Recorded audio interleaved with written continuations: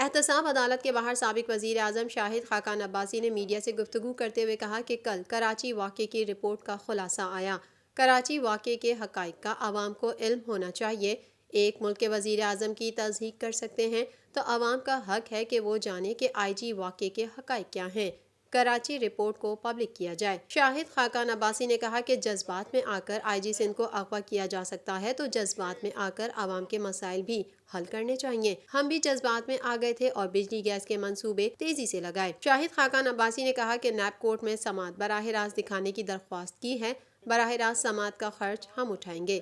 مجھ پر کرپشن نہیں، اختیارات سے تجاوز کا الزام ہے۔